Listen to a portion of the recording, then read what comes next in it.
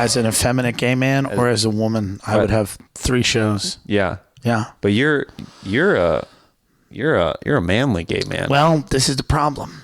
People don't want that. They don't want that. They don't want to watch TV and go, maybe I'm gay. What is this? What's going on? What's happened? That guy is too much like me. This is insane. I didn't know they came like that. This is disturbing.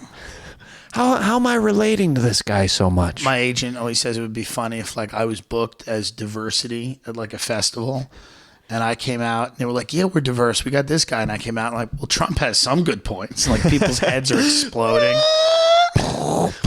This is horrible. They're like, this was a nightmare. Yeah.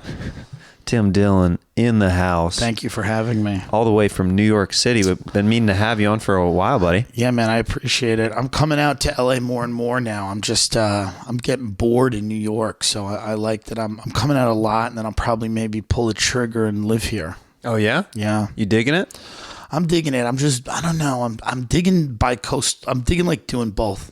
The bi-coastal thing, I mean, it's pretty fun. I love New York and they've got a lot of great shows and meatballs and Italian food. You got a good meatball place? I got all the meatballs. You know the best meatball place is your friend's house whose grandmother is still alive. Yeah. I mean, that's the move. I mean, that's kind of how it is with like, got Mexican buddies in LA. Yeah. Like if you go over there, like their mom or dad's cooking is better than a lot of the stands that are out here. Yeah. That's awesome. That's so good. Yeah. My buddy, have you ever been eating during an ice raid where you have to be like, ugh. This is really awkward. This is so good, and I feel very bad. Now, will you be offended if I finish the taco now? Yeah, just eating it, and you're like, God, this is rough. Hey, when will you be back? Because I want seconds. Yeah, I love this. I mean, I do respect the law, but I mean, this is a great torta. These sopas are amazing. Yeah, Joelberg from the Kill Tony band, I went over to his place and his dad made me some of the best tacos I've ever had. Interesting. And it was just like literally like a couple pounds of meat in a frying pan that like not much seasoning, that he said he got it from a butcher that he knows, and then he just like put it like on these like little taco shells. It was amazing. Some of the best food is peasant food. You know, and I mean that, and I don't mean that disrespectfully. I mean like peasant cultures, meaning cultures that don't have a lot of high-end ingredients, have to really get creative with the shit they have. And this is the truth. That's why a lot of great French food, some of it is really good, it's high-end, but a lot of it is like that good bistro kind of like French onion soup, like hunks of bread and stews and things that you could make if you didn't have a lot of fucking money. Some good just French bread. Sometimes whenever you eat it, you're like, how is this just bread? Absolutely. Yeah, it's like, it's one of those things where we've been working a long time, many generations of recipes that they use. It's very good, We work 3-4 hours a week, and that is enough. We are not like American pigs. Enough. No, we do not need the 40 hours a week. No, it's not for us. It's not, I'll stay over here by myself, maybe paint a little bit, maybe cook some bread, and, that's a good week. They're so relaxed. Yeah. Europeans. I've never seen really a super uptight French person before. No, I've never met a French person who was like really anal. Yeah. They're all kind of but I'm sure they're out there and they exist. Yeah. But a lot of those cultures are they're relaxed. Yeah. America's a real find something and choke it to death. Yeah. And fuck its corpse. And that's our culture. That's really our culture. And welcome to the United States of America. Right. Kill something and fuck its corpse and derive your power from that. And some of other cultures out there that have been around a little longer are just like, yeah, we've been here a little bit. We're just going to chill and have soup. Yeah. We're just going to relax. What's your favorite soup? My soup, the one that very great. It's a good question. I could do 3 or 4 hours on this. Welcome to Soup Talk.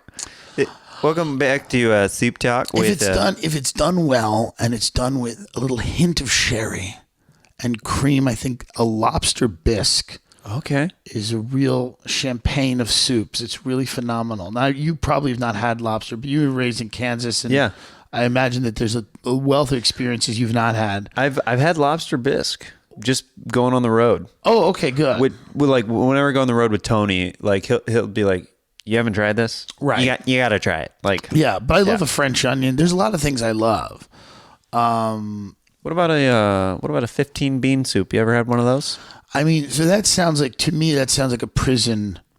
That's a food. That's a poor person's food that I grew up with. I didn't know there were 15 different kinds of beans. There's 15 beans, man. We got 15 kinds of beans in Kansas, That's a soup man. you eat in Kansas? Yeah, man. We got 15 bean soup. Did they call it 15 bean soup? I mean, my mom calls it that. What a living hell a lot of people went through in their lives. I really feel privileged every time someone else opens their mouth, and I realize the absolute hell that most people just went through. Were you raised in a wealthy household? It wasn't wealthy, no. I mean, we had a pool. It was an in-ground pool, but it was 6 feet, so you had to dive like out. You couldn't dive down. Yeah, you had to dive horizontally, otherwise you'd crack your head. Crack your head. But my friends had like 15-foot pools, and you could just literally just dive and just fucking. Oh, to be on the other side of the tracks with the bigger pool. I mean, it was tough. My parents didn't have they didn't have a lot of money that they earned, but they did the right thing and they mortgaged themselves and they spent. They went into substantial debt so that we could live a life, and I appreciate that. Yeah. But that's what the baby boomers did, and that's why, society's maybe, 15 or 20 years out from collapsing. But it's so nice to have a pool. I mean, I'm sure it was. So nice to have a pool. I'm sure it was. Well, I hear, and it was like, it was it was not an easy upbringing. When we went to like a lot of theme restaurants, like Fridays and stuff, and so that was jarring. Yeah. But it was, when I hear other people, when I hear like 15 bean soup, or I was in a pedophile cult or something, whatever these stories. Same, it meets in the middle of the Venn diagram. I was, meets in the middle. Locked in a cage and fucked by the local senator, or I was eating, beans. I realized that I guess I was kind of a privileged guy. Yeah. I was exposed to very nice things early on. Like okay. Nice well, and then you kind of get acclimated to. You're like, oh, this is just normal. And it's what I deserve. Like you have to believe you deserve luxury. You're like, oh, I belong here. Yeah, absolutely. I deserve luxury. I like luxurious animals. Like if I see an animal that I don't find luxurious, I don't like it. Like the cat in West Hollywood I like is a big fat furry Persian cat because it's like it's the over here we have a Sphinx. Did you say you own a Sphinx? Right. Yes, we shipped it in from Egypt, and it's over here behind this glass armoire. I like to see a cat or a dog and go, oh, that's the lobster bisque of that breed. I like to be around nice things. We're only here for a little while. It's true. I think we probably my family grew up very working class so my mom has worked at UPS a long time. She has like cleaned very wealthy people's houses. Right. And she would house sit for them. And it would be a big deal when we would go over to swim in their pool for the weekend when they're out of town. Yeah. Yeah. It's a big deal. Yeah. Yeah. Yeah. It'd be a big deal. I'd be like walking around. So these were like wealthy people in Kansas. They were making like 60, 70,000 a year. So that was it was like serious wealth. Yeah, I mean, dude, I think these were like dynasties. Dude, there was a $75,000 dynasty that we once visited. That it was like, you have hot water here? Dude, I've never been. Maybe I was to Kansas one time. Because when I was a little kid, I was an actor, and we toured around the country on a bus. Oh, really? Yeah, we did a show called Any Get Your Gun. I played Little Jake. Many of the people listening know. No, when did your deep voice kind of come in? Have you always had I've always kind of had a raspy, scratchy smoker's voice, which was not good as an actor. Because I was a cute little kid, but I was like, hello. And the directors were like, well, this isn't an anti-smoking PSA. The sun will come out tomorrow. Bet your bottom dollar. Got a light. Hey, Annie, I'm going to adopt you. Yeah, one of my jokes is like I auditioned for Home Alone, but it was for the role of Joe Pesci. But no, I was on this tour bus and we'd go around and perform, and it was a big budget, like it was kind of like a Broadway show. And I think we did a gig in Kansas. Like we went all over the South and the West, and I think we did Kansas. I'm pretty sure. Probably. I mean, plays are pretty big there. Like they get most of like the I think Rogan just did with Santino the Starlight Theater, which is like an outside venue in Kansas City. That's like I saw a bunch of plays there growing up. Oh, interesting. And which I was like, oh, they're doing that venue? That's awesome. Yeah. Because I saw like Peter Pan there and cool. like different like I love how perform. wholesome the plays are. You're like, I saw Peter Pan. There. I want to see Rent go out there and just be like, AIDS, AIDS, AIDS, AIDS. I got it. You got it. AIDS. I don't know how well Rent would do at the Starlight. I want to see Hamilton in the start with an all-white cast. Yeah. All white Hamilton, All white in Hamilton. the Starlight Theater. I mean, great. That's what But Kansas City disabled, needs. because there's no black, so you'd have to use somebody who's marginalized. So it'd be all white disabled people doing Hamilton. You need crutches, you need wheelchairs, and you need those cane things. Just rapping, just people with cerebral palsy rapping on stage at the Starlight Theater. I wish it could happen. I want it to happen. I'll invest. I mean, I'd love to see it. I would love to see that. Okay, maybe we can set some money aside to invest in that. I'll talk about it. Okay, that sounds good. It sounds fair.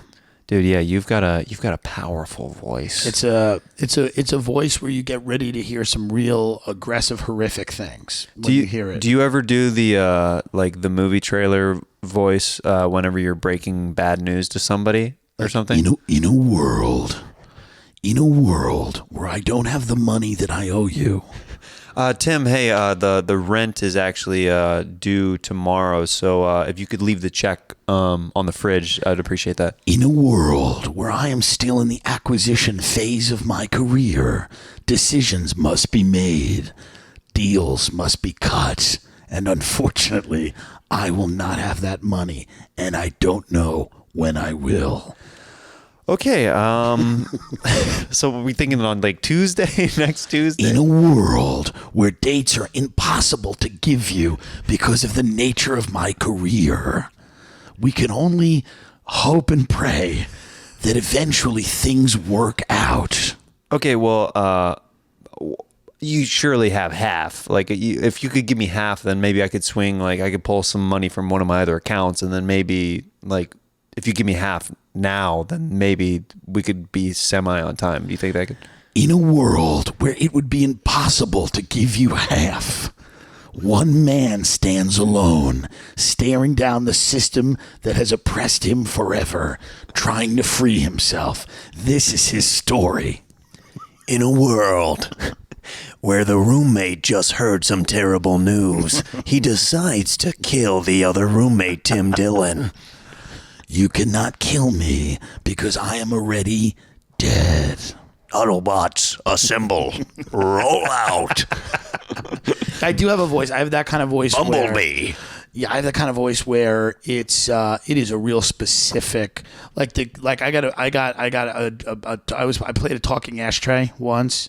Did you really play a talking ashtray? Yeah, they put a speaker in an ashtray where I was like roasting smokers. This was an anti-smoking thing, and like I was supposed to sound like an ashtray, and I literally did it. It was kind of fun. I have it. It's a fun thing, and then like every now and then I'll get a voiceover role to play like a rat or like a sewer animal, like some type of right.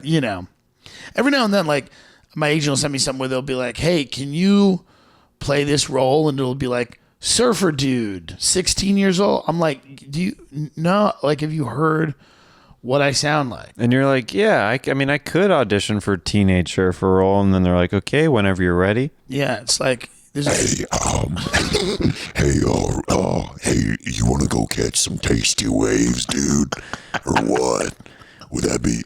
Dude, I hear that the tide is really strong right now. It's pretty cool, man. Hey, do you want to go get some? Some California burritos later or something, man? Would you be into that? And then they're like, could you do it again? Yeah, but less you. Villainy. Yeah. Could you not sound like a dock worker at the end of his rope? Can you not sound like an easily corruptible narcotics officer? Is there a way you can not sound like a congressman who a lacrosse player has been let out of his office in tears? Is there any way that you could sound like that? Could you not sound like you're just sweating for no reason? Yeah. Do you do voiceover ever? Yeah, every once in a while. Yeah. Yeah. Interesting. Not too often though. I'd love to get into it more. But would you? No, I listen. I mean, I really would. I would too, but it's like I would to make money, but who gives a fuck? Animated stuff. I would love to do. I would like to voice a cool animated character. Yeah, I think that'd be a lot of fun. Yeah, I think that'd be like okay. Yeah, I agree. Yeah, yeah. So we did. We've done a couple different shows on the road together at this point. We did the Impractical Jokers cruise. Yes, we did. And that was quite the experience. That was super fun. I wrote a bit about it. Just that whole cruise industry is amazing to me. Yeah. It's amazing to me that those boats are allowed to go wherever they want and just land on someone's. People live in those places. Oh, yeah. It's like a nightmare. But it was interesting. Yeah, imagine the people living there who just see boatloads of like idiots being unloaded onto their land. That just looks like the worst thing ever. Dude, it's like the worst. But I got like a 5-minute bit out of that. I love those guys, but like the whole cruises are weird. Cruises in general. That was my first one, and I think it's a specific type of comedian or person that can even thrive. Yeah, garbage. A trash person, throwaway human being. We also did something called Ha the Musical at Skankfest together. And I guarantee you, this is the only show that I've ever done. So I was told that I needed to be off book. And I don't think everybody was told that. No. A lot of people were not off book. I didn't know there was a book. Right. Exactly. So that's a perfect example. I was kind of shocked. Yeah. So I'm the only one that really spent hours and hours memorizing this long song. What a loser. Dude, exactly. What a loser. So the audience, it's the first time this ever happened. I'm nailing everything. I'm hitting all my cues. I'm hitting every single line. Yeah. I'm out there. I'm doing it. I eat it because it was too good. Yeah. Like the audience is like, this is supposed to be like a comedian thing. Like you're like nailing everything. What are you doing? They were I think they were like intimidated because you took it to like. I took it to heart. You took it to heart. You're like up there fucking doing Hamilton, and we're all up there like just phoning it in as you should because we're performing in a converted garage that's a Mexican restaurant. And you're out there, you're murdering. I'm like, this guy's great. And then the crowd afterwards was like, fuck this guy. Yeah, they did not like me. It was a fascinating thing to watch. Yeah, just me like giving everything I got, like, and then the crowd being like, nope. Yeah, well, that's that Skankfest crowd. Like, I know. What kind of shit is this? Yeah. This is not what I wanted to see comedians flub and fail. Like, this is not what I abandoned my children for.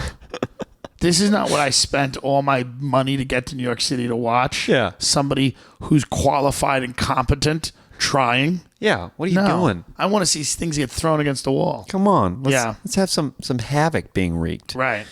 I want to get into this segment real quick. It's called The Kindness Challenge. So every week on this podcast, Tim, I ask the listeners, I challenge the listeners, the viewers to, and myself to do something nice or something out of the kindness of their heart. Yeah. For, it could be a stranger, it could be somebody that they know. It doesn't matter as long as they're contributing something positive to society. Okay. Right. So I read letters of the people who submit their acts of kindness, and I read them in the voice that I think that they sound like, and then we'll talk about it and see what if you've done something that qualifies as of recent. So this one, I don't know what this girl sounds like. Well, I will say this: a kid that I told months ago to quit comedy, we had a real conversation. He doesn't really work hard, so I was like, "You should just stop." He just got out of a psych ward because he tried to kill himself, but he didn't do it. But he tried. So it's like, if he had done it, I would have said that's my good deed for the year. But he's back out, and he'll probably be at an open mic soon. So you know what I mean? Like, I'm trying to do things, but I don't. There's no follow through. There's no follow through with that. The guy didn't try comedy, and then he's like, I kind of tried to kill myself. Everyone knows how to kill themselves. Stop pretending that you tried to kill yourself. All right, thank you. That's my aside. That's his kindness challenge for the month. Yeah. This one goes. Hi, Jeremiah. I thought you would like to read my email because I'm a girl from Kentucky and I'm very eager to see how your accent sounds. This doesn't sound like a girl. This voice you're doing does not. This sounds like a. You don't think so? This sounds like a person who said, I've always been a girl. Okay. I mean, whatever you think. I recently upgraded from 2 jobs to 1 and I have more free time, so I started volunteering at an animal shelter. This shelter has a lot of senior cats and dogs, as well as animals that have special needs. After working with this population, I can now say that I am an advocate for considering an older pet when looking to adopt. I know it seems sad to think that you'll have less time with your new pet, but trust me, when I say quality matters over quantity, older pets still have a lot of love to give, and it's not true that you can't teach an old dog new tricks. My boyfriend and I love your work, and we always talk about how nice you and Joelberg seem. We can't wait to see Kill Tony live one day, and we will continue to enjoy seeing you both of you succeed in your career. Take care, Michelle Montgomery. That's very sweet. What was that again? So this is what she wants people to adopt. She wants old people to dogs. adopt. So I think that she her kindness challenge was she started volunteering at an animal shelter. Oh yeah. Yeah. Are you an animal lover yourself? I love animals, and as long as people aren't helping people, that's my big thing. Right. You know? You're anti-people, pro-animal. Well, no, I mean, it's just funny. I'm obviously saying that as a joke. It would be funny. Does she feel that way about a 50-year-old schizophrenic? Yeah, but the same way. You're like, well, can she bring in somebody who's... You can teach an old dog new tricks. What about a Vietnam vet? Who's homeless? Can you teach him new tricks? How about you and your boyfriend teach him new tricks? I mean, maybe that's the next kindness challenge for them. You know? I mean, good for her. I'm glad. Here's the thing with the animals. It's easy to love animals because they're furry and warm and whatever. You know, they're cute. It's so easy. So people who do animal stuff never impress me. You're not a good person. You're not better than anyone else. It's oh, you love a puppy? Oh, what a oh, you're a hero. You love a goddamn adorable puppy that you want to help. Shocking. You want to be around a bunch of cute puppies. Great. Go be around somebody who smells like piss and shit because they shit themselves. How about that? Prove to me you're a good fucking person, you fraud. Anyway, thanks for the email. Yeah, we Tim and I have different approaches on how we do the kindness challenge. Tim's is a little bit more direct and a little bit more like abrasive, like get your stuff together. I'm like, hey, if you pull one off, that's fantastic. Yeah, well, God bless. Is that it? That's the only kindness challenge? That's the only kindness challenge for this week. Yeah. So you posted a video recently that went semi-viral that was... What do you mean semi-viral? It's almost 400,000 views. What's viral? 1 million? I don't know. What do you mean semi-viral? It was retweeted by all kinds of people. Semi-viral. What are you talking about? I love how offended right away. Are you nuts? I don't know what the standard is for what is considered viral anymore. Well, you knew it enough to say semi. I didn't mean to knock it down or anything like that. Okay, so let me rephrase that. Yeah. Tim Dillon had a viral video. He had a viral video. That's right, viral AIDS shit. Viral, like get up in your system. Like you can't forget what you saw. Like you can't unsee what has been seen once you watch this. Full-blown AIDS. Full-blown AIDS. You put out a very, very viral video. Yeah. About Meghan McCain's response to Donald Trump. Yes. And it's pretty entertaining. Well, I appreciate it. It's you in full drag. Full drag. Yeah. And you really just... I leaned in. You leaned in and went pretty much maybe some things that Meghan McCain could have maybe wanted to say or... Sure. Or who knows? But really let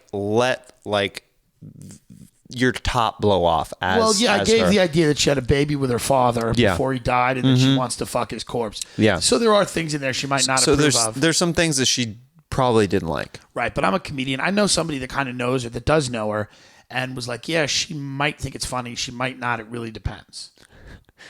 So, I don't know. I thought she was going to clap back at me. I was going to get to go on The View, explain to her what comedy was. Right. You know, I don't know, but that didn't happen. Well, this is really weird. We have a pretty big reach on this show. Meghan McCain is actually calling into the show. Oh my God. Yeah, she must have heard us talking about her or crazy. something. Hello, Meghan, is that you? Who is this? Is this Jeremiah Watkins? You fucking failure! Oh well, something's up with your. I don't know what's. You sound like very strange right now. I sound strange. Let me tell you why, you fucking loser. Oh, there you are. Okay. My father is a fucking icon. Who's your father? My dad's name is Ken. Oh, Ken. Ken from Kansas, huh? Was he tortured in a cage like my daddy? No, but he did Marine Corps Reserves. Oh, that fucking faggot did Marine Corps Reserves? My father was beheaded like Ned Stark. I'm a goddamn Stark. I'm a hero. Oh, wait, you just... My kids are fucking You're saying that you're a hero just because your dad was a war veteran? That I'm a fucking royal family member, you fucking cornpone, Kansas County Fair piece of shit. You're a fucking loser. Hey, I think my family probably voted for you. Oh, they probably did because they're retarded.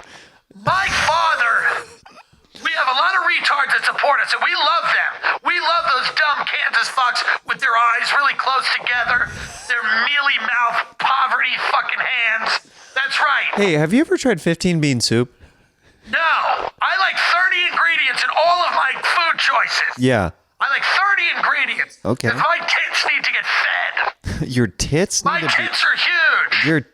You said your tits need I've to had 4 breast reductions, and my back still gets thrown out every time I breathe. You keep slipping discs in your bag, even though you keep having breast You reductions? could never suck on these tits. They're too fucking big. Megan, I never asked to Your suck dumb on... little mealy Kansas mouth. Okay, even if I wanted to, like, I have a wife, I'm not wanting to, like, perform any kind of, like... If my tits were in the room right now, you would be fucking all over those babies. Okay. Those puppies, those sick dogs. Sick dogs? They're rescue dogs. You call your boobs rescue dogs? They are rescue tits. Oh, rescue You know why? Because tits. they're here to rescue you from being a faggot. Okay, I love that you called into the show, but I have to let you go Tim now. Dillon's a fat cunt, and he's not successful, and that video is semi-viral. You were right about that, but you have no fucking confidence, okay? Okay. You have no confidence unless you have a goddamn saxophone cock in your mouth. Okay, well, now you're crossing the line, Megan. All right, well, now I'm getting a little bit upset with watch you, The okay? View. Watch The View. That's your plug? Oh, now she left on me. I didn't even get to have the last word on that. She is a real fire starter. Hey, and Tim, thanks for freaking backing me up, dude. Where were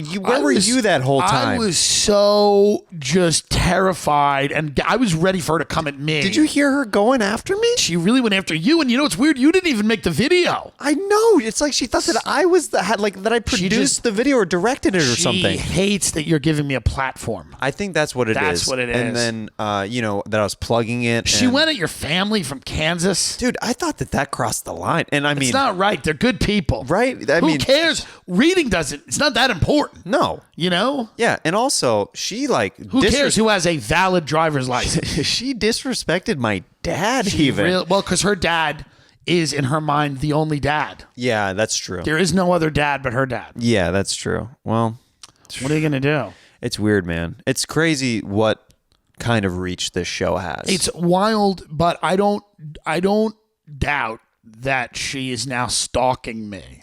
So whatever thing I do, she'll probably, if I do Rogan again, she'll fight him. She might get into the she'll get into the octagon. She might get in the octagon. She might, dude. With her tits. Just slapping them around, just smacking dude. people with tits. It's amazing. Yeah, dude. What's the let's go back to high school, Tim. Yeah. Okay.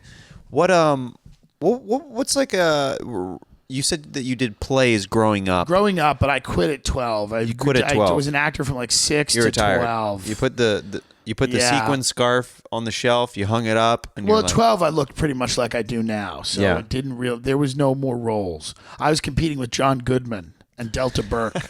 12 I was competing with Delta Burke. They're like, bring in Delta and bring in Tim. And Tim Tim, we liked you. We're gonna go with Kathy Bates again. Again? Come on. Again? I mean, come on. You can save so much more money if you fucking go with me. Tim, we're gonna go with Harvey Fierstein again. I know you're 13. What do you mean? I mean, did I beat Tim out of another role or what? Yeah. See you later, Tim. That's when people are like, looks like Kathy Bates got the hot tub scene in About Schmidt over you. People go, you're gay, but you're not feminine. It's like Kathy Bates is a woman. It's true. You know? She's a woman. That's a woman. That's a lady. She looks like she eats squirrels. She's no joke. But like every rotisserie. movie, she's always good. She's always Everything great. She does. She's a killer. She's fantastic. Yeah, Dolores Claiborne, Misery. So good. Dude. Like, one of my favorite parts in that movie is when she goes, like, he thinks he got away with it, like getting out of bed, and she goes, best. My penguin is facing north. So good. Like, whatever. And he's just, like, completely Dude, terrified. are you excited about Pet Sematary? I'm I a am. huge horror guy. I love Stephen King. Do you like the Ramones song? I do. I don't want to be married in a pet cemetery. I'm so pumped for that fucking movie, man. I hope it's good because everyone says it's good. Everybody says it's good, But it's always I'm excited. nerds who everyone thought that Hereditary was great. I was like, it's good, but it's really nerd. Like, So what horror's what's leaning more hard into nerd genre. what's more your horror passion like within the genre? Because I love horror films. Like what's one of your favorite? If you want to talk classics, we could talk about things like Jacob's Ladder that are with Tim Robbins, Okay. like the Rosemary's Baby. Those are like classics, Right. But I love stuff like Devil's Rejects. Okay. I love like A Cabin in the Woods. I thought was really fun. I like Cabin in the Woods. Campy, fun. I like a shit. good mix of a little bit of campy. Yeah, Yeah. I mean, like I love the original. The Ring was great, Dude, I yeah. love all of that shit, dude. I just love horror movies. Like I love. Did you like any of the Insidious movies? Yeah, I think the first one I liked a lot. first one's amazing. The first one I loved. They went first off one I the- loved. The first one, even the second one, I liked a lot. Then they started to go off the deep end a little Yeah, bit. well now it's like Insidious 12. It's like we don't need. Yeah, the last to the next left of the key. Yeah, but I thought Hereditary was good, but it's also just so dark the whole way through. There was not one moment of levity. It was just too much. I'm like, well, now you've like made it like I don't care anymore that bad things are going to happen because the whole movie There is wasn't a funeral dirge. right. Yeah. Yeah, yeah. That was Even though it's not technically a horror movie, dude, I love like Arachnophobia. dude. Arachnophobia. I've love watched. That's one of that those movies movie, where dude. if it's on cable, like I at a will hotel, always watch it. You always watch it. Always watch It's so good. Jeff Daniels is so good in that. So good. Man, I love that movie. So good. I love it. Have you I think ever- they're going to remake. Weren't they going to remake it? I think that they were thinking about it for a little What about bit. ice spiders? These are ridiculous. Now we're getting into ridiculous. Ice horror. spiders? Ice spiders. I don't know. Guys, if you want to watch a ridiculous trailer, go watch Ice Spiders. That's a real movie. oh, buddy. Could Is you it do a real movie? Could you do the movie trailer? I don't know. I Enough saw about it a it? while ago. Is it about literally like people who are like very cold and like they have got big jackets on and stuff like that, and spiders are getting underneath like no, their that would have puffy been coats? that would have been much creepier and better in film. Because if you have tons of layers on, Yeah. and something gets like trying to Much like better. rip off Yours all your already. clothes. I like yours better. Okay. This is about giant spiders, I believe, made of ice or from the Arctic who invade. Yeah. Okay, well, Pretty cut and dry. now arachnophobia. You like that movie? Fear of spiders. Do you have a fear of anything that's like strange or anything like that, or anything that like freaks you out, like that I other don't people mind, may have? I don't really mind spiders. I don't love them. Like I don't want them crawling all over me, but I don't freak out if I see one. I had a tarantula for 2 weeks. You for had a tarantula for a science fair project, and then What was the science fair? it was just about a spider. Like that was a project I did, and my mother found it and flipped out and made me return it. But yeah, I mean, I am I afraid of like a? I don't know. Good question. I don't know. I'm not one of these guys who wants exotic pets, but I'm not afraid Is of them. your deepest fear, Tim Dillon? Interesting. Probably rejection, maybe. Rejection. Failing Failing. at being rejected. Failing I want to be at rejected. being rejected. I want you to reject me. Your video only went semi-viral. Well, it's still building. We're still getting a few views. Still gaining momentum, I see. This is so fun. I would just these yeah, man, these movies are like they're remaking everything. But I wish I have like a list of 10 movies. I'm like, I want to see these again. What's some of those movies? I want to see Arachnophobia again. Yeah. That's one of them I want to see an updated version of. What do you think of them updating Space Jam and movies like The Lion King as well as Aladdin? Do you think that'll be good looks, or do you think Maybe like, that'll jump the shark? I don't. That's not for me. Those are for kids. Like I don't care about that. Oh, okay, I might fuck with a Bill and Ted's remake. that's I happening. might fuck with a Back to the Future. The only thing that I might wish fuck with a classic Goonies remake. that could work. I don't know, but I'm like, these are things I would fuck with. Well, I would love it if they did a Goonies remake where Sean Astin and those guys have to get back together for some weird reason. Yeah, or it would be something like great. That. That'd be cool. I want Little Xan to be in it, though. That's my That's the Goonies new benchmark. remake with Little Xan, Can we get some who's Lil in Xan? rehab, taking care of himself. Shout out to Lil Xan. Could we get Lil Pump in there as well? I want all the Lils. You're such a freaky girl. I love it. Such a good song. It is. It's he's catchy. great. As Yeah. much as I don't want to like it, I like it. It's true. If you haven't seen for that song, Brendan Schaub introduced Brian Callen to Lil Pump on Fighter and the Kid. And just to see Callen trying to understand like what's happening? What's happening is so funny. I've watched it so many times. Oh, that's great. I got to look at that. Yeah. Anyway, I want to get into this next segment. Let's do it. It's called Fanning Out. Okay. Fanning out. Questions from fans. I reached out to people online and said, hey, if you could ask Tim Dillon any question or maybe suggest a character impression for us to try to take on, what would it be? And this first question comes from Twitter. Ask his thoughts on Miracle Whip versus regular mayonnaise. Hellman's mayonnaise is superior. Miracle Whip is for white trash, carnival people, Ferris wheel workers. It's for Dust Bowl towns, dogs that have mangy dogs and kids that are just running around shoeless in an industrial lot.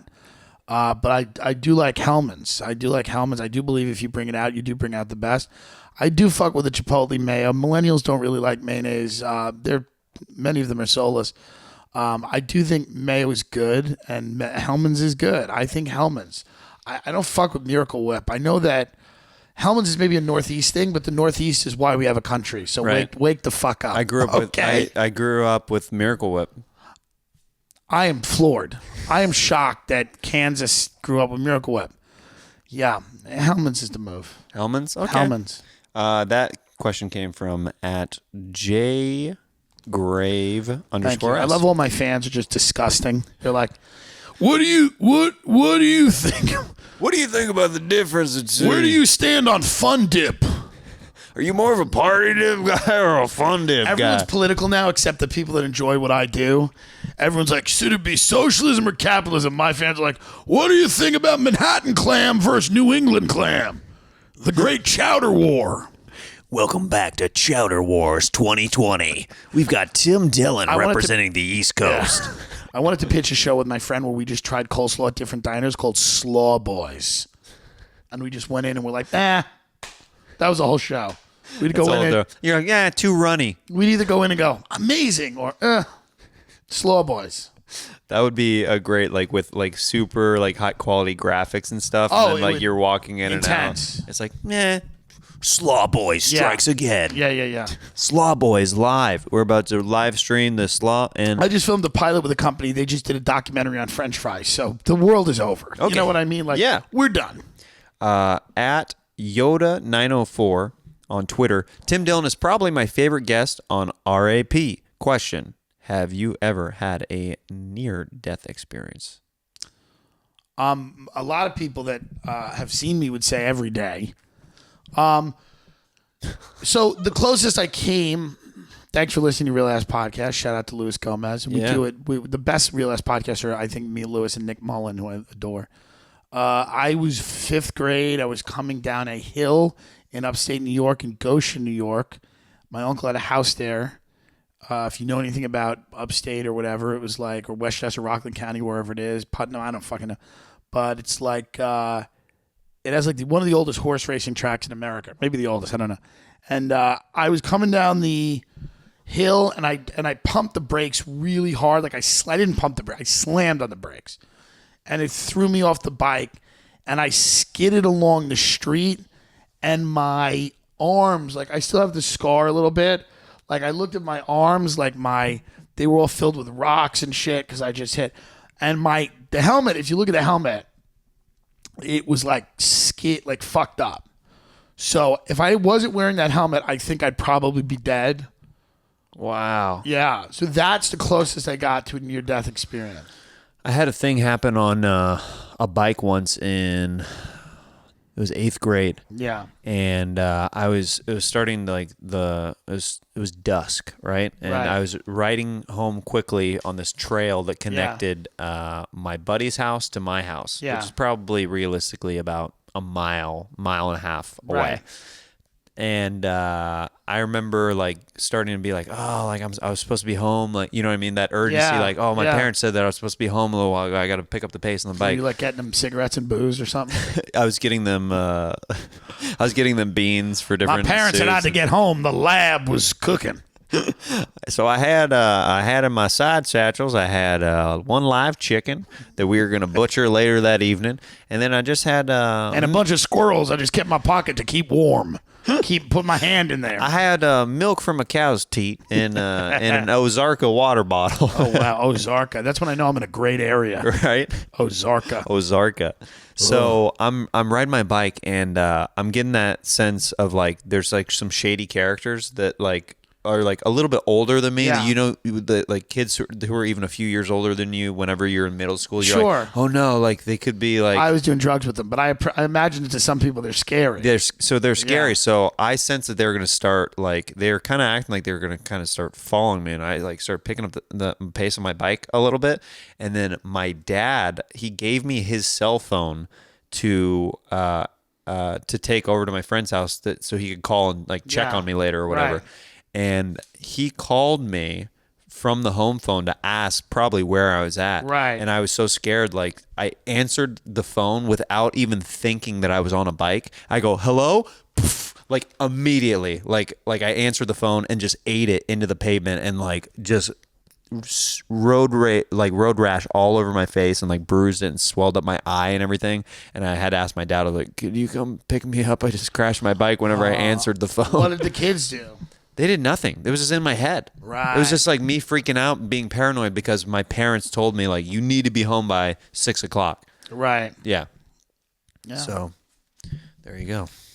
Is that near death? It's not really near death. That's not really near death. I just related to you on Cheater! I related to you on a He's bicycle a lever. Can I not relate to you? All right, fine. Semi-viral. It's out of literally his mind. later tonight. Oh, semi-viral. Just going to be stuck in your head. Oh, I'll launch an attack.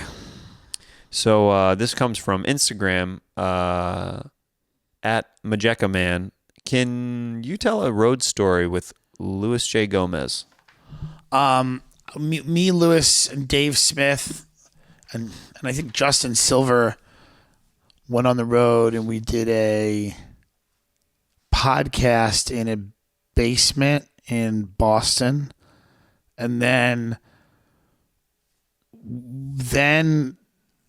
what did we do? We did a comedy show. We did a comedy show at Nick's Comedy Stop in Boston, and the door guy at Nick's, who's like the security guy, Lewis went to walk in, and Lewis had like a cup of coffee, and the door guy's like, whoa, do not bring that in here. And you know Lewis like, yo, what? What do you mean, dog? What the fuck? What Nick's like, 2 people got shot in here in the last 6 months. And Lewis like, wait a minute, what the fuck is... So Lewis like got into it with the guy. It was very, very funny. And the guy was clearly like just a traumatized guy for whatever reason. I guess it's also like a nightclub maybe next, but they didn't allow the coffee in. And the guy just like followed us around the whole time, followed us around backstage. And like Lewis was like losing his mind. And then after I think Lewis and Dave got like blowjobs from these skanky girls at like this house party. And then me and Justin Silver were kind of like driving around Boston drinking coffee. And Justin just doesn't shut up, and I don't shut up. And we were just having conversations simultaneously.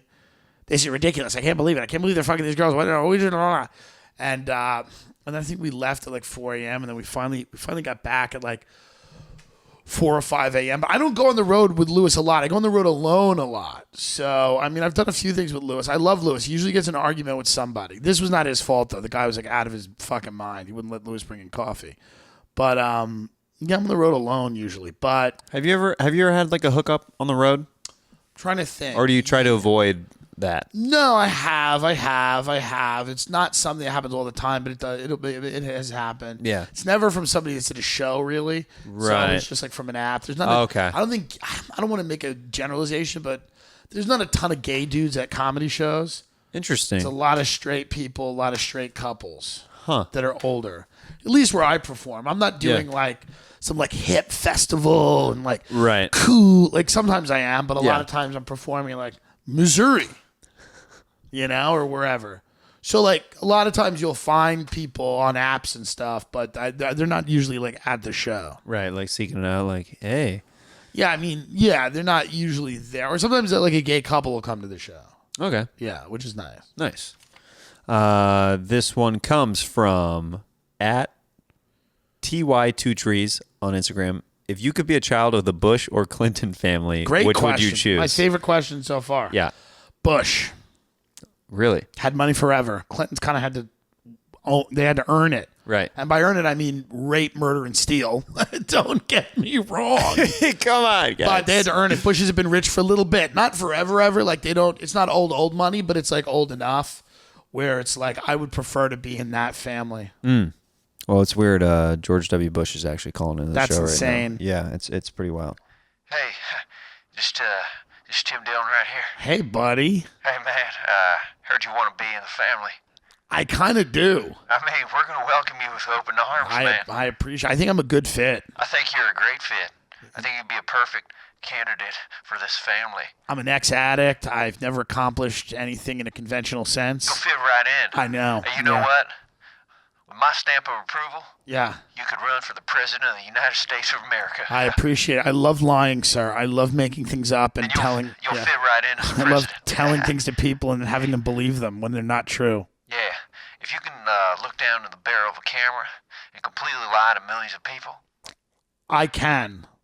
then this job's for you. I can and I will. I appreciate it, man. Thanks for all the good work you've done for our country. Yeah, absolutely. I've been taking up painting lately. Have you seen any of my work? I've seen a little bit of it. Okay, well, it's only gone semi-viral, so I guess you wouldn't. You could have seen it or maybe not have seen it. I don't know. I appreciate your faith in me, but I'll tell you this. Hey, I like that Megan McCain video you did. It is good. I'm not supposed to like it or think it's funny because he was my running mate. I'm surprised you and stuff like saw it because only like 400,000 or 500,000 people have seen it. It's not viral. I said that to my old chief of staff, Secretary of State. They were ROFL, rolling on the floor laughing. That's fucking awesome, man. Yeah. Thank you. So I'm glad you guys are just fucking watching videos online. Oh, watching Twitter videos, painting. We're having a That's grand old awesome. time. Yeah. That's so awesome. Yeah.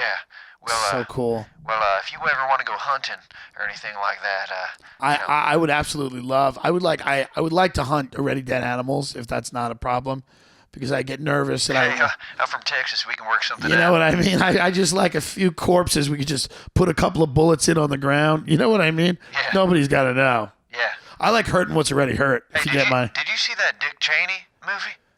Yeah. Yeah. What do you think about all that? I don't know. I don't know. I kind of hoped it was going to be a little better. I mean, me too. I was hoping there'd be a little bit more me in it. I agree with you. I agree. I felt like I stole a show. I know. Okay, well, I gotta get going, but All right. Well, enjoy the rest of the day. all right, good to see you. I respect the man for making a phone call like that. I mean, it's do rare think that a former president of the United States will call into the show. I but don't think it shouldn't be rare. It's sad that it is rare. I think Obama might have called in once on this show, but it's sad that it's rare. yeah. At Gerber Sean on Instagram, Mr. Dillon, please talk about being dressed in costume selling Obamacare out of a van. Yeah, so I got a job once. This is true. A literal clown. Literal. I'm not trying to make fun of the guy, even though me and him then had a disagreement. And I consider him a figurative clown too, but he was literally a clown. Approached me about being a Santa for the holidays, and I'm like, okay. And I thought it was going to be like, it was decent money, not great money. What year was this, by the way? 2000, maybe 14, 15. Okay, so you've been doing comedy a long time. Yeah, well, I started in 2011, so Okay, I've yeah. been doing it for a while. And he was like, I want you to make some money. You would be a Santa for the holidays. So I'm like, okay, Santa, kids, sick kids, whatever. I don't know. Turns out I was a Santa that was going to sell Obamacare out of a truck in bad areas. Okay? So they would drive a health first truck, and then I would stand outside with a bell and try to get people's attention. And little kids would run up to me thinking I'm fucking Santa Claus. And then their parents, as soon as they got up to the truck, we would hand them papers and go, let's apply. Like, it was the worst Christmas bait and switch ever. What a scam. I would hand the little kid a candy cane.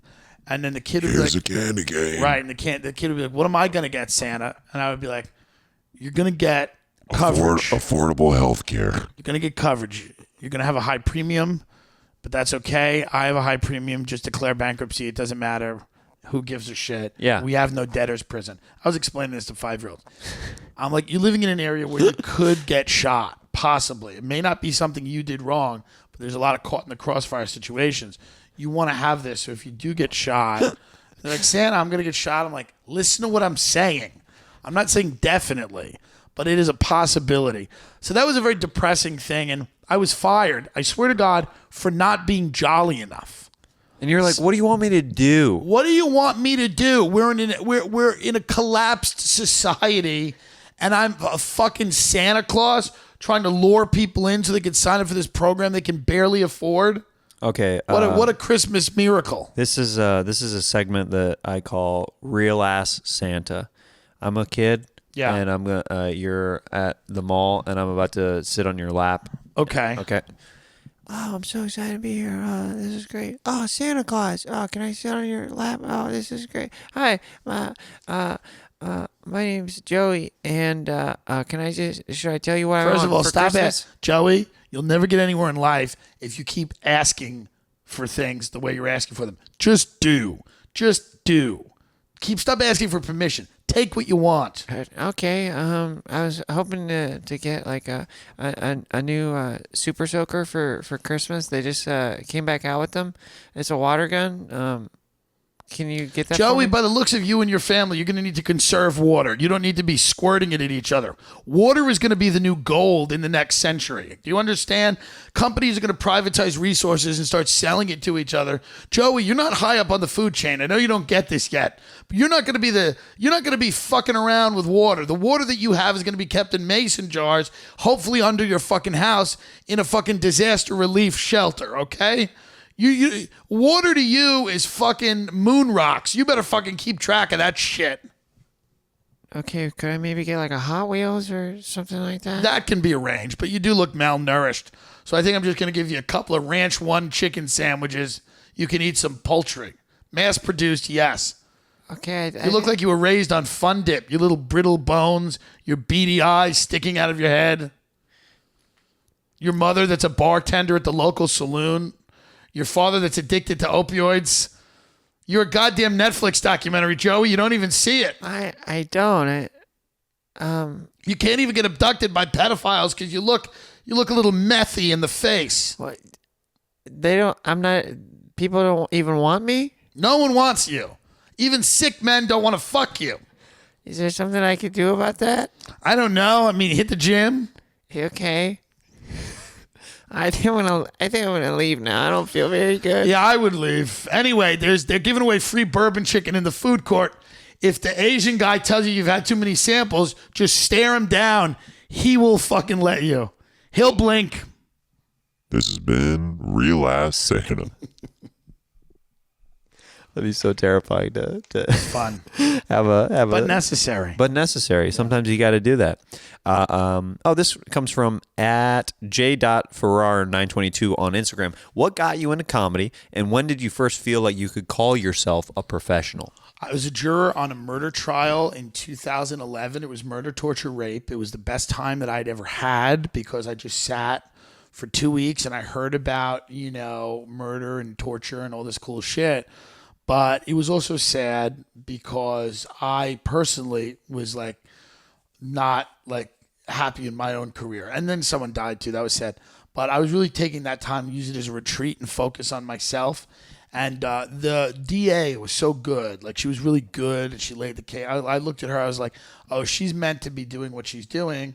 And I'd always kind of been funny, like a class clown. And I was funny every day in the jury room. And everyone was like, it was so hard to laugh because every day you'd hear oh, and then he stabbed her in each eye and blah, blah, blah. And I'd make a funny joke about it because it's it's funny, You're comedic relief for this horrible situation. I'm a goof. So at the end of that, I made a decision I got to change my life. I got to sober up. I'm going to come out of the closet. And then I think I want to do stand-up comedy. And those things all happened within... They all happened within together. 2 months. Wow. That's major life change. That was a major life change. And I killed that woman. Really? Yeah, I killed her and then framed the guy because I knew I needed something. You needed material. I needed a fucking... You needed a platform where you could start honing your craft. Yeah, you want to hear one of my dumbest jokes that I wrote about the trial? It was the first joke. I was like, some people on this trial are too stupid to understand the questions. So they would be like, what was the defendant's demeanor? What was his demeanor? And then the person on the stand, whose name was Chi-Chi would be like, well, he was meaner than his brother. That's what comedy is. That's what it is. When did I first call myself a comedian? I think after I did JFL, not that meant really a ton, but I started to feel more like but when I started going on the road, and I still sometimes will just, to avoid conversations on a plane or in an Uber or something, I'll just say really, because I also like talking. I like to pretend like I'm a big real estate agent. I know a lot about the market. Sure. But so sometimes I won't say it, but once I started going on the road and earning money from it in 2015, 2016, 2017, and then once I did the Comedy Central and that shit, I was comfortable calling myself a comedian. But it's I don't know. I'm never you'll see Chappelle and you're like, oh, I'm not a comedian. You know what I mean? You're never really comfortable with it. You did the Netflix thing, right? I did that quarter hour. Yeah. Yeah. Did that feel like a big that benchmark? Felt like a thing. The Comedy Central half hour felt like Netflix, a thing. you've had to been hit up by a bunch of people it's Netflix, so. You know what feels more like a thing? Just going into a club where you don't know anybody and you roll into some town you don't know and you entertain them and you do great. And they all leave shaking your hand going, thanks a lot, I had a great time. Yeah. That is more of a thing than, to me, that felt more. And then walking back to the hotel and just sitting there and be like, oh, I'm doing the thing that I want. This is it. Yeah. This is what it is. Because the Netflix and Comedy Central all to get to there. And then hopefully you want more and more of those people to come out and see you. But that to me was the biggest thing. When I showed up to a Zanies in Chicago and I just, had 7 shows over the weekend and, the majority of them were really, really good. And even the ones that weren't, I knew how to handle it and I was good. And, and when you have people leaving a club going, oh, we're happy we came out, that's when I felt. Yeah. Yeah. So in that span of time, you mentioned that you got sober, you came out and you decided you were going to become a comedian. Yeah. In what order were your parents the most supportive to least supportive? Oh, interesting. They didn't care about the gay thing. Comedian's not real until it is. So they're just like, great. They're like, yeah, go for it. Okay. Great. Yeah. Sobering up, they knew, they were like, good. Yeah. I was doing this all at 25. Mm-hmm. This is very late. Yeah. You're 25. I'm over 30 and I'm 34. It's like, now you're parent. Now it's like, no one gives a shit about you now. Right. I have a bit about that where pep talks are done. Everything's over now. You better figure it out. They don't care anything about. Nobody's told me anything. Nobody's told me to lose weight in 7 years. Nobody cares. Oh, you're a smoke. Oh, smoke outside. Great. We love that you smoke. You're suicidal. You have pills in the bathroom. Great. We love it. Whatever you want to do. Live your life. It's your life. I could be fucking heroin rifling through their drawers. They'd be like, he's doing his own thing. You know what? He's following his passions. He really and we respect that. People are done with you. But even at 25, it gets to the point where they're like, they're a little hands off. They're like, cool, sure, man. But I think with the comedy thing, my dad's super into it. My dad will that's cool. Share what I'm doing on Facebook, which is insane. Literally insane. Tim will be on Tinfoil Hat again with Sam Tripoli discussing Hillary Clinton's sex ring. You can catch him. It's crazy. Everything I do, he'll share it. Great lineup tonight at the Hollywood Improv. Tim's back at the Hollywood Improv. It's very sweet of him. That's very nice. He speaks to me once a year, but he'll share everything I do. No, he speaks to me more than that. Now, there's a lot of comments saying that your mom was a mermaid. Yeah, I told a story on the Honeydew. My mother was a wiki-watchy mermaid. Yeah. I come from a long line of real accomplished people. She's actually calling into the show. Oh my so maybe God. she could elaborate on this little bit more. Hello, is it Mrs. Dillon? Is it Mrs. Dillon? Dillon? Patricia Ryan Dillon? Patricia Ryan Dillon? Is Something. that Hello. Hi.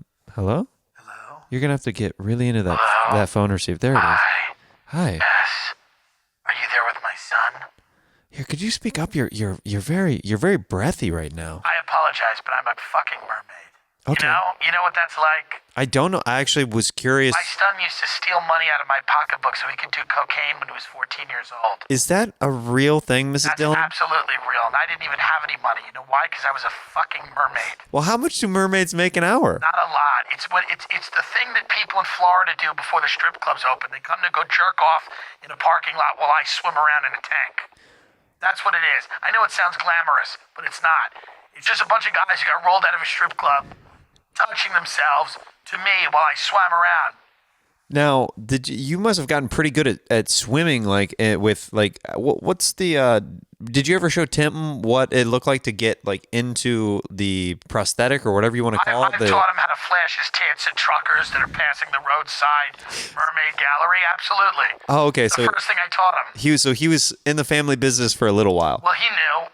He was on swim team for a while. Okay, he was on swim team, so he But knew. that's what it was. That was what it was. I was in southern Florida in a tank with a bunch of other girls showing off the goods. Wow. I mean, like, when did you hang up the scales? Well, that's a great question. When did I put the fin down for good? Yeah. When did you? When was the French? I think my mother came and saw me and said, "Why don't you just have the guts to be a real whore?" And, and at that point, Was there a French title card at the end of your career that just said "fiend"?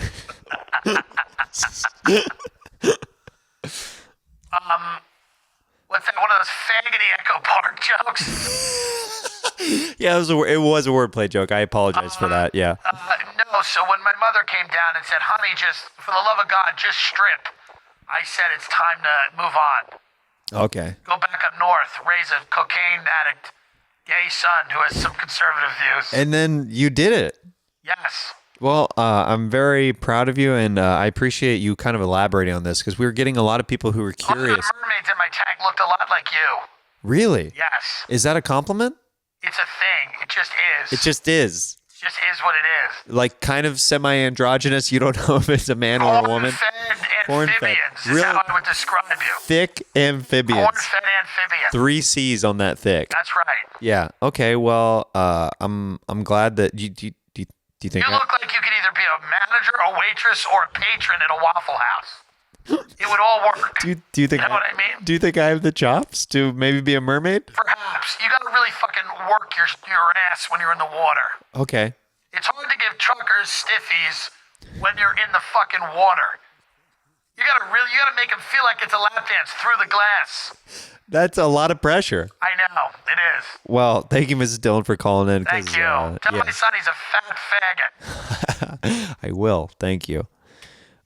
Your mom has a message, I guess. She's an aggressive woman. She's very aggressive. woman. Yeah. That was quite delightful, though.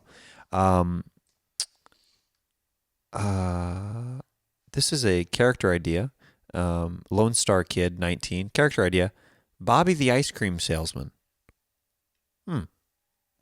Interesting. Okay. Bobby the ice cream. Okay, so I'm Okay. going in. So I'm going into a Baskin Robbins, and Well, wait a minute.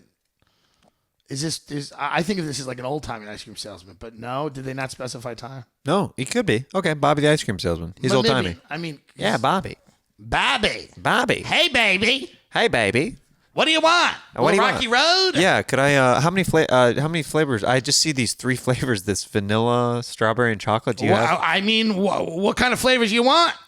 Well, I mean, No chocolates in here, by the way. Whites only. What? You only have white ice cream? No, we only serve white people. Oh well. I'm Bobby the ice cream salesman. Okay, well, I'm glad that We're a segregated country. You segregate. Jews have too much power. Okay. Do you want fudge? Well, here, I wish fudge was white. Wait. I wish fudge came white. They make white fudge. Is that true? That's a real thing. What a great fucking country. Shouldn't you be? God, I love this country. Shouldn't you be knowing more about this? You're an ice cream salesman. Well, I'm a lot of things. Well, I was just if you can't... some people say that men who wear sheets in the woods are terrorists, but I say they're freedom fighters. Do you like sprinkles? Do you like sprinkles? God, I love selling ice cream. It's so goddamn wholesome. God, I love selling ice cream. It's so goddamn wholesome. Bobby, is it Bobby? You have the name tag Bobby? Once a realtor sold a house to a black couple and we burned it down. Okay. Anyway, we have waffle cones. That's new. No, God, I love America. Listen, you're blocking the entrance of the Baskin & Robbins with your stand. Could I just get by you? You don't want to go into Baskin Robbins. They have Indians work there. There's 31 flavors in there, though. There's 31 flavors of homosexual, pedophile, race traders. Don't you want these 3 flavors? Here's what these are. America, red, white, and blue. Those are 3 goddamn flavors. Okay. I love this country. I love selling ice cream. I guess I'll buy one if we can end this conversation. Okay. How old are you? I'm 4. You're 4 years old? I'm 4 years old. Are you married? No, I don't. I'm 4. Are you racially aware? There's a war coming. There's a war coming? There's a war coming. I'm 4. Between people that sell 3 nice, wholesome flavors of ice cream and then 31 flavors from 31 different countries. My parents gave me $5. What does that get me here? Well, it could get you a gun. You have guns for sale You're here? going to need guns when it all starts to fall apart, my friend. Okay, I'll take 1 gun and 1 scoop of red, white, and blue, please. That sounds good. Stick with your own. Thanks for coming. Thanks. Thank you. That was Bobby. That was... Now, if you notice what I did there, that was a real commentary on the 1950s ice cream parlor trope, because many of those ice cream parlors probably had a lot of racists in them, and yet phenomenal ice cream. And phenomenal. That becomes a whole thing. That becomes its own thing. We used to go to an ice cream parlor called Itkins in Long Island, and my mother was kind of in love with the chef who was going through a divorce, and he would just sit there and he was like a short order cook, and the food was disgusting, but the ice cream was great. Did you ever... maybe this is just Midwest, but Maggie Moo's, ever heard of that? I've heard of that. It's like Cold Stone, right? Yeah, it's kind of like that. Yeah, it's fine. Yeah. Yeah. It's pretty good. It's fine for you folks. I'm talking real ice cream parlor. Homemade ice cream, not corporate. Homemade ice cream that goes in a glass sundae thing made by a racist. You can taste the quality. There's nothing worse than progressive ice cream. Even Salt and Straw, which is phenomenal, you know that down deep, they're hateful people because it's so good. Huh. They can put out all the bullshit they want. Oh, it's vegan tapioca, marmalade, fig. Deep down, the people that run Salt and Straw are Nazis because that ice cream is so good. You heard it here. Live on Jeremiah Wonders. Let's get into this final segment, Sax Talk. I'm so excited about this.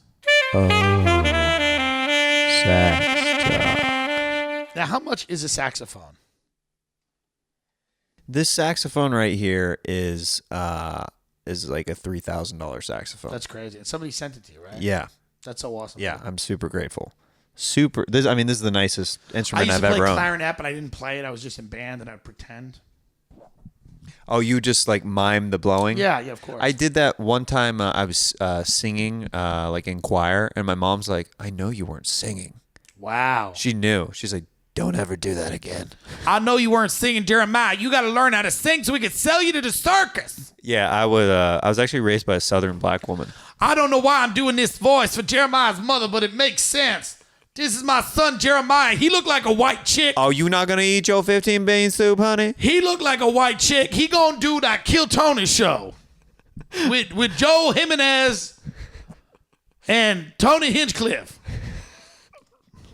I don't know why I'm doing a black woman voice. I have no idea either. But it works. But it just fits. Jeremiah Watkins. You don't know. It works. Is he a black guy? Is he a white guy? I don't know. It's a weird ass name. Yes, it is. Mm-hmm.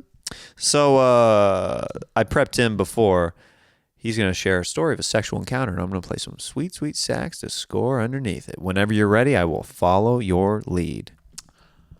I met a person.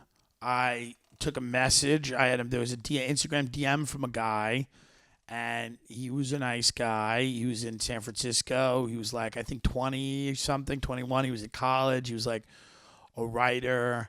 And I flew out to San Francisco to meet him because I was in LA, and we went to a place and we had oysters, and then we went back to the hotel, And it was very nice. It was good. But these kids now, and I don't mean kids, but, college age people, they've been raised on antidepressants, anti-anxiety medication, so none of their dicks work. They're all just big lumps of flesh. So, you fast forward, I'm just sucking a flaccid cock on a bed in San Francisco, and I paid for the room, and I feel really bad.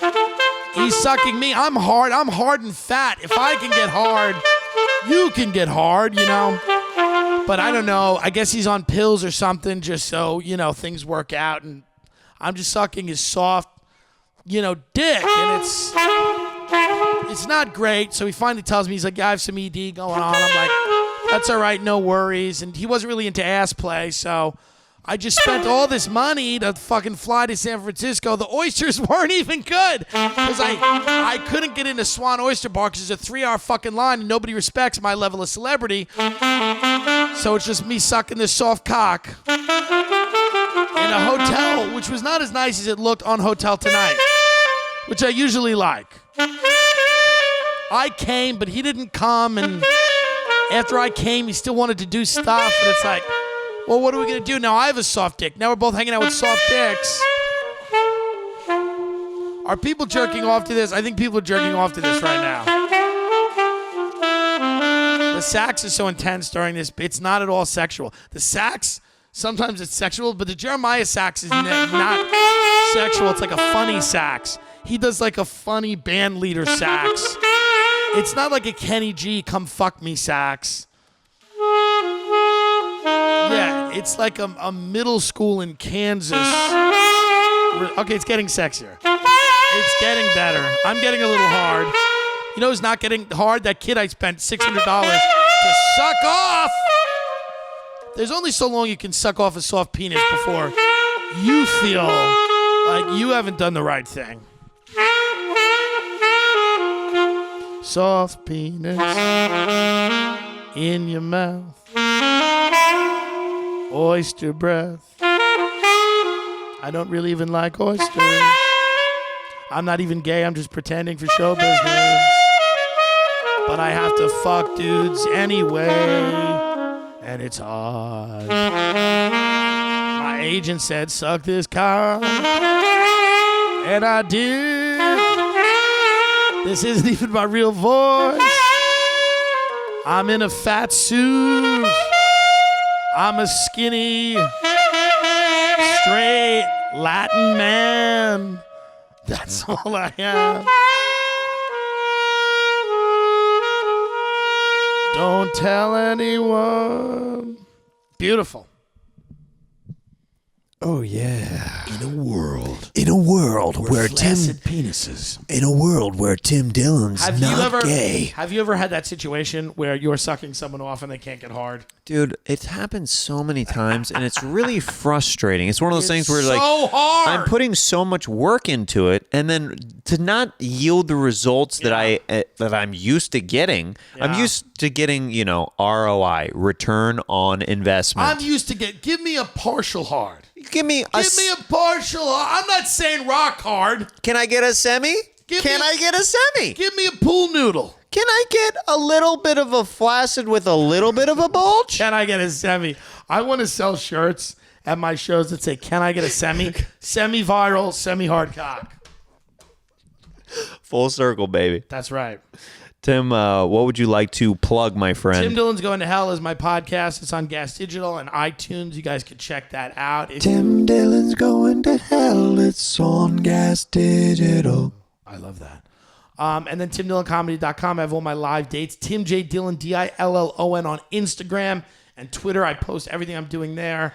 Tim J. Dillon on Instagram and Twitter. Where you can see that Meghan McCain video that's semi-viral. Dillon, Dillon, not like Bob Dylan. Dillon. Tim Dillon.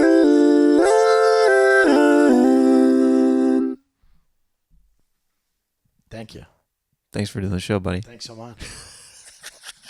Best awkward ending ever. Are we done? That's so great. So great. Now this is the ending. I'm not going to leave. Thank you. Thanks.